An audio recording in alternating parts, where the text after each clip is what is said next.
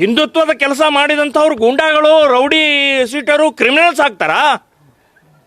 ನಾನು ಹೇಳೋದು, ಕಾಂಗ್ರೆಸ್ಸು ವ್ಯವಸ್ಥಿತವಾಗಿ ಈ ರೀತಿ ಸುಳ್ಳು ಕೇಸ್ಗಳನ್ನು ಹಾಕಿ ಕರಪ್ಟ್ ಭ್ರಷ್ಟಾಚಾರ ಮಾಡಿದೆ.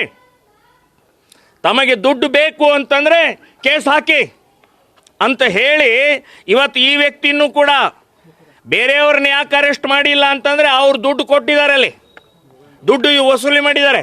ಇವ್ರು ದುಡ್ಡು ಕೊಡೋಕ್ಕಾಗಿಲ್ಲ, ಹೀಗಾಗಿ ಇವ್ರನ್ನ ಅರೆಸ್ಟ್ ಮಾಡಿ ಒಳಗಡೆ ಹಾಕಿದ್ದಾರೆ. ಎರಡೂ ಕೈ ಆಪರೇಷನ್ ಆಗಿದೆ. 6 ತಿಂಗಳಲ್ಲಿ ಆಕ್ಸಿಡೆಂಟ್ ಆಗಿ ಎರಡೂ ಕೈ ಮೇಲೆತ್ತಕ್ಕಾಗೋದಿಲ್ಲ. ಆದರೂ ಕಷ್ಟದಿಂದ ಆಟೋ ಚಾಲಕ ಓಡಾಡ್ತಾ ಇದ್ದಾರೆ.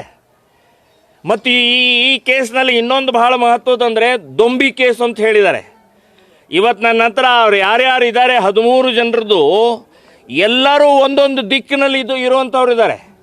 ಕೇಶವಾಪುರ, ಚನ್ನಪೇಟೆ, ಅರವಿಂದ್ ನಗರ, ಹಳೆ ಹುಬ್ಳಿ, ಹೀಗೆ ಬೇರೆ ಬೇರೆಯವರು ಇದ್ದಾರೆ. ಇವರು ಅಂದರೆ ಯಾರ್ಯಾರನ್ನು ಹಿಡಿಯೋದು ಈ ಕೇಸ್ನಲ್ಲಿ ಫಿಟ್ ಮಾಡೋದು.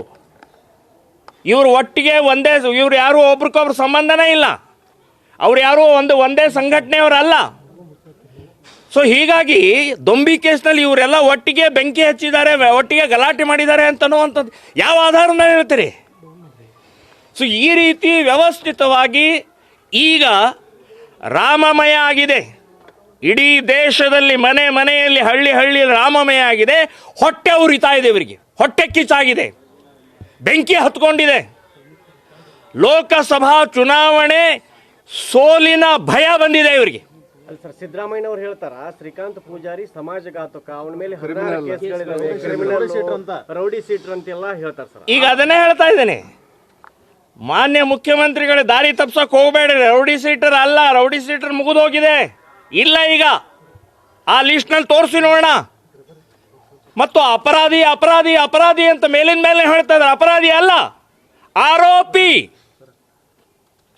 ಆರೋಪಿತ ಅವನು.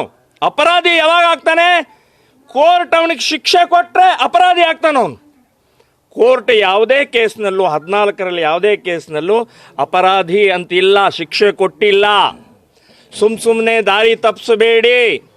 ನಿಮ್ಮ ಟಾರ್ಗೆಟ್ ಇರೋದೇ ಹಿಂದೂ ಕಾರ್ಯಕರ್ತರ ಮೇಲೆ, ಹಿಂದುತ್ವದ ಮೇಲೆ, ರಾಮ ಭಕ್ತರ ಮೇಲೆ ಹೆದರಿಸುವಂತ ತಂತ್ರಗಾರಿಕೆ ಮಾಡ್ತಾ ಇದ್ದೀರಿ.